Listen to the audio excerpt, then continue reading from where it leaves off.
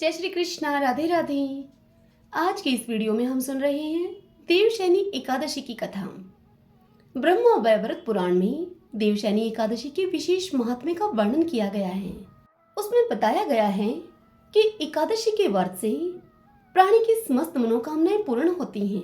देवशैनी एकादशी आषाढ़ माह के कृष्ण पक्ष की योगिनी एकादशी के बाद आती है। आषाढ़ मास के शुक्ल पक्ष की एकादशी को ही देवशैनी एकादशी कहा जाता है। इसी एकादशी से चातुर्मास का आरंभ माना जाता है। इस अवधि में कोई भी शुभ कार्य जैसे कि विवाह आदि नहीं किया जाता। मान्यता यह है कि इस दिन से भगवान श्री हरि विष्णु क्षीर सागर में शयन करते हैं और फिर 4 माह के बाद उन्हें उठाया जाता है, उनको जगाया जाता है। उस दिन को देव उत्थानी एकादशी या फिर देव उठनी एकादशी के नाम से जाना जाता है। इन दोनों एकादशियों के अंतराल को चातुर्मास कहा गया है। देवशैनी एकादशी को देवशैनी, महा एकादशी, थोली एकादशी, हरिदेवशैनी, पद्मनाभा शैनी तथा प्रबोधनी एकादशी भी कहा जाता है। आइए अब हम सब देवशैनी एकादशी की व्रत कथा को सुनते हैं। सभी बोलिए विष्णु भगवान की जय। ओम नमो भगवते वासुदेवाय। धर्मराज युधिष्ठिर ने कहा कि हे केशव, आषाढ़ शुक्ल एकादशी का क्या नाम है, इस व्रत के करने की विधि क्या है और किस देवता का पूजन किया जाता है इसमें। तब श्री कृष्ण कहने लगे कि हे युधिष्ठिर, जिस कथा को ब्रह्मा जी ने नारद जी से कहा था वही कथा मैं तुमसे कहता हूँ, ध्यान पूर्वक सुनो। एक बार देव ऋषि नारद जी ने ब्रह्मा जी से इस एकादशी के विषय में जानने की उत्सुकता प्रकट की। तब ब्रह्मा जी ने उन्हें जो बताया वह इस प्रकार है। सतयुग में मानधाता नामक एक चक्रवर्ती सम्राट राज्य करते थे। उनके राज्य में प्रजा बहुत ही सुखी थी, किंतु भविष्य में क्या हो जाए यह कोई नहीं जानता। अतः वे भी इस बात से अनभिज्ञ थे कि उनके राज्य में शीघ्र ही भयंकर अकाल पड़ने वाला है। उनके राज्य में पूरे 3 वर्ष तक वर्षा न होने के कारण भयंकर अकाल पड़ा। इस अकाल से चारों ओर त्राही त्राही मच गई। धर्म पक्ष के यज्ञ, हवन, पिंडदान, कथा व्रत आदि में कमी हो गई। जब मुसीबत पड़ी तो धार्मिक कार्यों में प्राणी की रुचि कहाँ रह जाती है। प्रजा ने राजा के पास जाकर अपनी सारी वेदना राजा को सुनाई। राजा तो इस स्थिति को लेकर पहले से ही दुखी थे। वे सोचने लगे कि आखिर मैंने ऐसा कौन सा पाप कर्म किया है जिसका दंड मुझे इस रूप में मिल रहा है। फिर इस कष्ट से मुक्ति पाने का कोई साधन करने की उद्देश्य से राजा सेना को लेकर जंगल की ओर चल पड़े। वहां विचरण करते करते एक दिन वे ब्रह्मा जी के पुत्र अंगिरा ऋषि के आश्रम में जा पहुंचे और उन्हें साष्टांग प्रणाम किया। ऋषिवर ने आशीर्वाद के उपरांत कुशल क्षेम उनसे पूछा। फिर जंगल में विचरने वह अपने आश्रम में आने का राजा से प्रयोजन पूछा।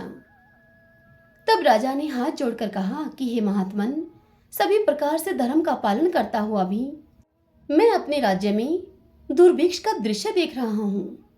आखिर किस कारण से ऐसा हो रहा है, कृपा आप इसका समाधान करें।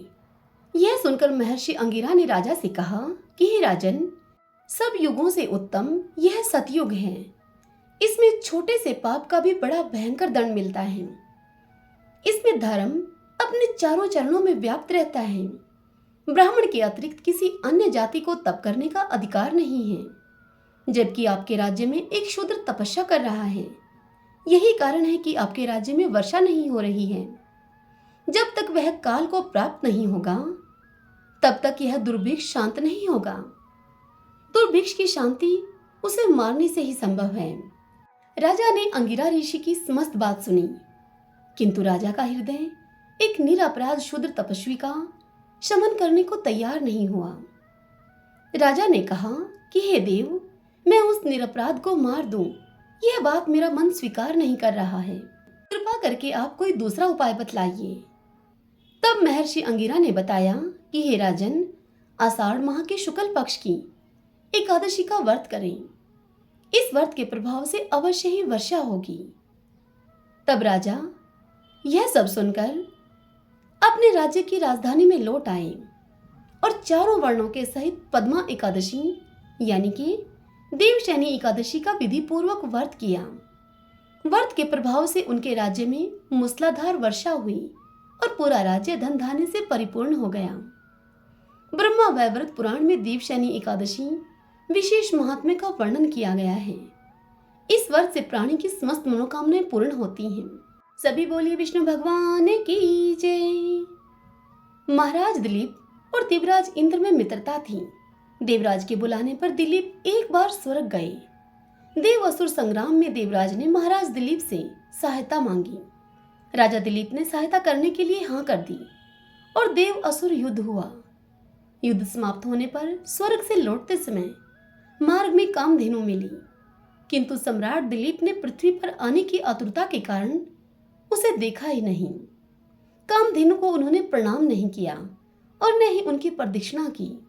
इस अपमान से रुष्ट होकर कामधेनु ने राजा को श्राप दिया कि मेरी संतान यानी कि नंदनी गाय यदि कृपा न करे तो यह पुत्र ही नहीं रहेगा।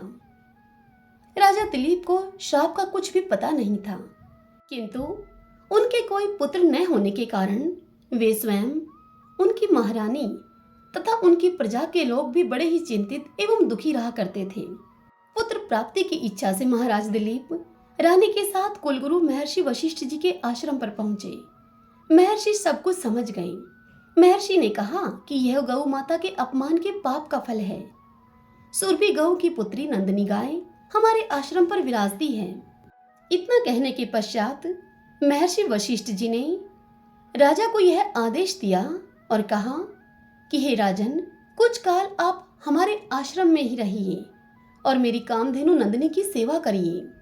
गुरु का यह आदेश महाराज दिलीप ने स्वीकार कर लिया। महारानी सुदक्षिणा अब प्रातःकाल उस गौ माता की भली भांति पूजा करती थी। आरती उतारकर नंदिनी को पति के संरक्षण में वन में चरने के लिए विदा करती। अब सम्राट दिलीप दिन भर छाया की भांति उसका अनुगमन करते, उसके ठहरने पर ठहरते, चलने पर चलते, उसके बैठने पर बैठते और उसके जल पीने पर स्वयं भी जल पीते।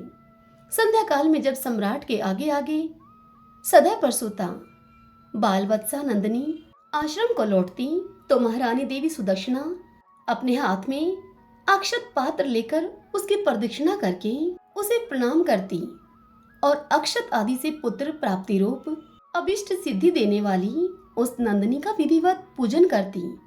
अपने बछड़े को यथेच पैपान कराने के बाद दूध ले जाने पर नंदिनी की रात्रि में वह दंपति पुनः परिचर्या करते। अपने हाथों से कोमल हरित शष्प कवल खिलाकर उसकी परितृप्ति करते और उसके विश्राम करने पर स्वयं भी शयन करते। इस तरह उसकी परिचर्या करते उन्हें 21 दिन बीत गए।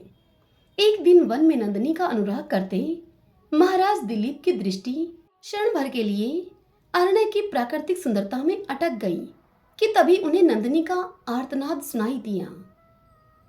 वह एक भयानक सिंह के पंजों में फंसी छटपटा रही थी। उन्होंने आक्रामक सिंह को मारने के लिए अपने तरकश से तीर निकालना चाहा, किंतु उनका हाथ जड़वत होकर निश्चेष्ट होकर वहीं पर अटक गया। वे चित्रलिखी से खड़े रह गए और भीतर ही भीतर छटपटाने लगे। तभी मनुष्य की वाणी में सिंह बोल उठा, हे राजन, तुम्हारे शस्त्र संधान का शर्म उसी तरह से व्यर्थ है जैसे कि वृक्षों को उखाड़ देने वाला प्रभंजन पर्वत से टकराकर व्यर्थ हो जाता है। मैं भगवान शिव के गण निकुंभ का मित्र कुंभोदर हूँ। भगवान शिव ने सिंह वृत्ति देकर मुझे हाथी आदि से इन वन के देवदारुओं की रक्षा का भार सौंपा है।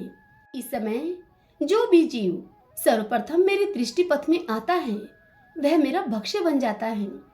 इस गाय ने इस संरक्षित वन में प्रवेश करने की अनअधिकार चेष्टा की है और मेरे भोजन की वेला में यह मेरे सम्मुख आई है। अतः मैं इसे खाकर अपनी क्षुधा शांत करूंगा। तुम लज्जा और गलानी को छोड़कर वापस लौट जाओ। किंतु पर दुख कातर दिलीप भय और व्यथा से चटपटाती हुई नेत्रों से अविरल अश्रुधारा बहाती हुई नंदिनी को देखकर और उस संध्या काल में अपनी माँ की उत्कुंठा से प्रतीक्षा करने वाले उसके दूध मुहे बछड़े का स्मरण करके करुणा से भर उठे। नंदिनी का मातृत्व उन्हें अपने जीवन से कहीं अधिक मूल्यवान जान पड़ा और उन्होंने सिंह से प्रार्थना की कि वह उनके शरीर को खाकर अपनी भूख मिटा ले और बाल बच्चा नंदिनी को छोड़ दे। सिंह ने राजा के इस अद्भुत प्रस्ताव का उपहास करते हुए कहा कि हे राजन, तुम चक्रवर्ती सम्राट हो, गुरु को नंदिनी के बदले करोड़ों दुधारू गोयें देकर उन्हें प्रसन्न कर सकते हो। अभी तुम युवा हो। हे सम्राट, इस तुच्छ प्राणी के लिए अपने सुंदर शरीर और यौवन की अवहेलना करके अपनी जान की बाजी लगाने वाले, ऐसा लगता है तुम्हें देखकर कि तुम अपना विवेक खो बैठे हो। यदि प्राणियों पर दया करने का तुम्हारा व्रत ही है, तो भी आज यदि इस गाय के बदले में मैं तुम्हें खा लूंगा, तो तुम्हारे मर जाने पर केवल इसकी ही विपत्तियों से रक्षा हो सकेगी। और यदि तुम जीवित रहे तो पिता की भांति संपूर्ण प्रजा की निरंतर विपत्तियों से तुम रक्षा करते रहोगे। इसलिए तुम अपने सुख भोगता शरीर की रक्षा करो। स्वर्ग प्राप्ति के लिए तप त्याग करके शरीर को कष्ट देना तुम जैसे अमित ऐश्वर्यशालियों के लिए निरर्थक है। स्वर्ग, अरे वह तो इस पृथ्वी पर है। जिस मनुष्य को सांसारिक वैभव विलास के समग्र साधन उपलब्ध हैं, वह तो समझो कि स्वर्ग में ही रह रहा है। स्वर्ग का काल्पनिक आकर्षण तो मात्र विपन्नों के लिए ही है, संपन्नों के लिए नहीं। इस तरह से सिंह ने राजा को भ्रमित करने का बहुत प्रयत्न किया। भगवान शंकर के अनुचर सिंह की उस बात को सुनकर अत्यंत दयालु महाराज दिलीप ने उसके द्वारा आक्रांत नंदिनी को देखा, जो कि अश्रुपूरित कातर नेत्रों से उनकी ओर देखती हुई प्राण रक्षा की याचना कर रही थी। राजा ने क्षत्रिय तव के महत्व को प्रतिपादित करते हुए उत्तर दिया कि नहीं सिंह, नहीं, मैं गौ माता को तुम्हारा भक्ष्य बनाकर नहीं लौट सकता। मैं अपने क्षत्रिय तव को क्यों कलंकित करूं? क्षत्रिय संसार में इसलिए प्रसिद्ध हैं कि ये विपत्ति से औरों की रक्षा करते हैं। राज्य का भोग भी उनका लक्ष्य नहीं है। उनका लक्ष्य तो है लोक रक्षा से कीर्ति अर्जित करना। निंदा से मलिन प्राणों और राज्य को तो वे तुच्छ वस्तुओं की तरह त्याग देते हैं। इसलिए तुम मेरे यश और शरीर पर दयालु मत हो। मेरे भौतिक शरीर को खाकर उसकी रक्षा करो, क्योंकि यह शरीर तो नश्वर है, मरण धर्मा है। इसीलिए इस पर हम जैसे विचारशील पुरुषों की ममता नहीं होती। हम तो इस शरीर के पोषक हैं। यह मांस का शरीर न भी रहे, परंतु गौ रक्षा से मेरा यश वाला शरीर सुरक्षित रहेगा। संसार यही कहेगा कि गौ माता की रक्षा के लिए एक सूर्यवंश के राजा ने प्राणों की आहुति दे दी। एक चक्रवर्ती सम्राट के प्राणों से भी अधिक मूल्यवान एक गाय है। राजा दिलीप की सारी बात को सुनकर सिंह ने कहा कि अगर आप अपना शरीर मेरा आहार बनाना ही चाहते हैं तो ठीक है। सिंह के स्वीकृति दे देने पर राज ऋषि दिलीप ने शास्त्रों को फेंक दिया और उसके आगे अपना शरीर मांसपिंड की तरह खाने के लिए डाल दिया, और वे जाके सिर झुकाए हुए आक्रमण की प्रतीक्षा करने लगे। तभी आकाश से विद्याधर उन पर फूलों की वर्षा करने लगे। नंदिनी ने कहा कि हे पुत्र, उठो। राजा को यह मधुर दिव्य वाणी सुनकर बड़ा ही महान आश्चर्य हुआ और उन्होंने वात्सल्यमयी जननी की तरह अपने स्तनों से दूध बहाती हुई नंदिनी गौ को देखा, किंतु वह सिंह अब राजा को कहीं भी दिखलाई नहीं दिया। आश्चर्य में डूबे हुए राजा दिलीप से नंदिनी ने कहा कि हे सत्पुरुष, तुम्हारी परीक्षा लेने के लिए मैंने ही माया उस शेर की सृष्टि की थी। महर्षि वशिष्ठ के प्रभाव से यमराज भी मुझ पर प्रहार नहीं कर सकता, तो अन्य सिंह आदि की तो शक्ति ही क्या है। मैं तुम्हारी गुरु भक्ति से और मेरे प्रति प्रदर्शित दया भाव से अत्यंत प्रसन्न हूँ। तुम वर मांगो। तुम मुझे दूध देने वाली मामूली गाय मत समझो, अपितु संपूर्ण कामनाएं पूर्ण करने वाली कामधेनु जानो। यह सुनकर अब राजा ने दोनों हाथ जोड़कर वंश चलाने वाले अनंत कीर्ति पुत्र की याचना की। तब नंदिनी ने तथास्तु कहा। उन्होंने कहा कि राजन, मैं आपकी गौ भक्ति से अत्यधिक प्रसन्न हूँ। मेरे स्तनों से दूध निकल रहा है, उसे पत्ते के दोने में धोकर पी लेने की आज्ञा गौ माता ने राजा को दे दी और कहा कि तुम्हें अत्यंत प्रतापी पुत्र की प्राप्ति होगी। राजा ने निवेदन किया कि माँ, बछड़े के पीने तथा होम आदि अनुष्ठान के बाद बचे हुए ही तुम्हारे दूध को मैं पी सकता हूँ। दूध पर पहला अधिकार बछड़े का है और दूसरा अधिकार गुरुजी का है। तब राजा के धैर्य ने नंदिनी के हृदय को जीत लिया। वह प्रसन्न मन कामधेनु राजा के आगे आगे आश्रम को लौट आई। राजा ने बछड़े के पीने तथा अग्निहोत्र से बचे हुए दूध का महर्षि की आज्ञा पाकर पान किया। परिणाम स्वरूप राजा दिलीप महान यशस्वी पुत्र से पुत्रवान हुए और इसी वंश में गौ भक्ति के प्रताप से स्वयं भगवान श्री राम ने अवतार ग्रहण किया। महाराज दिलीप की गौ भक्ति तथा गौ सेवा सभी के लिए एक महानतम आदर्श बन गई। इसीलिए आज भी गौ भक्तों की गिनती में महाराज दिलीप का नाम बड़े ही श्रद्धा भाव एवं आदर से सर्वप्रथम लिया जाता है। सभी बोलिए गौ माता की जय, ग्यारस माता की जय। एक बार भगवान शिव ने अपने तेज को समुद्र में फेंक दिया था। उससे एक महातेजस्वी बालक ने जन्म लिया। यह बालक आगे चलकर जालंधर के नाम से पराक्रमी दैत्य राजा बना। इसकी राजधानी का नाम जालंधर नगरी था। दैत्यराज कालनेमी की कन्या वृंदा का विवाह जालंधर से हुआ। जालंधर महाराक्षस था। अपनी सत्ता के मद में चूर उसने माता लक्ष्मी को पाने की कामना से युद्ध किया, परंतु समुद्र से ही उत्पन्न होने के कारण माता लक्ष्मी ने उसे अपने भाई के रूप में स्वीकार किया। वहां से पराजित होकर वह देवी पार्वती को पाने की लालसा से कैलाश पर्वत पर गया। भगवान देवादिदेव शिव का ही रूप धारण करके माता पार्वती के वह समीप गया, परंतु माता पार्वती ने अपने योग बल से उसे तुरंत ही पहचान लिया और वहां से अंतर्ध्यान हो गई। वह देवी पार्वती ने जालंधर की इस बात पर क्रुद्ध होकर सारा वृतांत भगवान विष्णु को सुनाया। जालंधर की पत्नी वृंदा अत्यंत ही पतिव्रता स्त्री थी। उसे के पतिव्रत धर्म की शक्ति से जालंधर न तो मारा जाता था और न ही पराजित होता था। इसीलिए जालंधर का नाश करने के लिए वृंदा के पतिव्रत धर्म को भंग करना बहुत जरूरी था। इसी कारण भगवान विष्णु ऋषि का वेश धारण करके वन में जा पहुंचे, जहां वृंदा अकेली ही भ्रमण कर रही थी। भगवान के साथ दो मायावी राक्षस भी थे, जिन्हें देखकर वृंदा भयभीत हो गई। ऋषि ने वृंदा के सामने पल में दोनों को ही भस्म कर दिया। उनकी शक्ति को देखकर वृंदा ने कैलाश पर्वत पर महादेव के साथ युद्ध कर रहे अपने पति जालंधर के बारे में उनसे पूछा।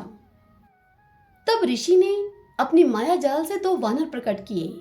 एक वानर के हाथ में जालंधर का सिर था तथा दूसरे के हाथ में उनका धड़ था। अपने पति की यह दशा देखकर वृंदा मूर्छित होकर गिर पड़ी। होश में आने पर उन्होंने ऋषि रूपी भगवान से विनती की कि वह उसके पति को जीवित कर दें। भगवान ने अपनी माया से पुनः जालंधर का सिर धड़ से जोड़ दिया, परंतु स्वयं भी उसी शरीर में वह प्रवेश कर गए। वृंदा को इस छल का जरा भी आभास नहीं हुआ। जालंधर बने हुए भगवान के साथ वृंदा पतिव्रता का व्यवहार करने लगी, जिससे कि उसका सतीत्व भंग हो गया। ऐसा होते ही वृंदा का पति जालंधर युद्ध में हार गया। जब भगवान विष्णु की इस सारी लीला का वृंदा को पता चला, तो उसने क्रुद्ध होकर भगवान विष्णु को शिला होने का श्राप दे दिया तथा स्वयं वह सती हो गई। जहां वृंदा भस्म हुई, वहां तुलसी का एक पौधा उगा। भगवान विष्णु ने वृंदा से कहा कि हे वृंदा, तुम अपने सतीत्व के कारण मुझे लक्ष्मी से भी अधिक प्रिय हो गई हो। अब तुम तुलसी के रूप में सदा मेरे साथ रहोगी। जो भी मनुष्य मेरे शालिग्राम रूप के साथ तुलसी का विवाह करेगा, उसे इस लोक और परलोक में विपुल यश प्राप्त होगा। जिस घर में तुलसी होती है, वहां पर यम के दूत भी असमय नहीं जा सकते। गंगा व नर्मदा के जल में स्नान तथा तुलसी का पूजन बराबर माना जाता है, चाहे मनुष्य कितना भी पापी क्यों न हो। मृत्यु के समय जिसके प्राण मंजरी रहित तुलसी और गंगा जल मुख में रखकर निकल जाते हैं, वह पापों से मुक्त होकर वैकुंठ धाम को प्राप्त होता है। जो मनुष्य तुलसी व आंवले की छाया में अपने पितरों का श्राद्ध करता है, उसके पितृ मोक्ष को प्राप्त हो जाते हैं। सभी बोलिए तुलसी माता की जय, शालिग्राम भगवान की जय। सूत जी बोले कि हे मुनियों, अब आप एकादशी व्रत का महात्म्य सुनिए। एकादशी का व्रत मोक्ष प्रदाता है। एकादशी चाहे शुक्ल पक्ष की हो या फिर कृष्ण पक्ष की, उस दिन अन्न नहीं खाना चाहिए। जो एकादशी को अन्न खाता है वह अपना जीवन नष्ट करता है। एकादशी व्रत के इच्छुक को चाहिए कि दशमी और द्वादशी को भी एक ही समय भोजन करें। एकादशी व्रत का महात्म्य जानने की इच्छा एक बार राजा पृथु ने नारद जी से प्रकट की। तब नारद जी ने राजा पृथु को जो कुछ बताया वही मैं आपसे कहता हूँ। नारद जी बोले कि हे राजन, गंगा के समान तीर्थ नहीं, माता के समान गुरु नहीं, विष्णु के समान देव नहीं, और अन्न न खाने के समान कोई तपस्या नहीं, शांति के समान संसार में कोई सुख नहीं, सत्य के समान कोई ज्योति नहीं, कार्तिक के समान कोई मास नहीं, और ज्ञान से बड़ा कोई लाभ नहीं, एकादशी के समान कोई व्रत नहीं। व्रत करने वाले को चाहिए कि प्रातःकाल उठकर भगवान का पूजन करें, पुराणों की कथा सुने और रात्रि को जागरण करें। अब आप इस संबंध में एक प्राचीन कथा है, वह आपसे कहता हूँ, उसे आप सुनिए। हे राजन, नर्मदा नदी के तट पर गालव मुनि का एक बड़ा ही शोभायुक्त और मनोरम आश्रम था। उनका पुत्र भद्रशील भगवान विष्णु का परम भक्त था। भद्रशील अपने मित्रों के साथ भगवान की मूर्ति बनाकर उनकी पूजा किया करता था। उसके मित्र भी भगवान की पूजा करते थे। तत्पश्चात वह उन्हें उपदेश देता था कि वे एकादशी का व्रत भी करें।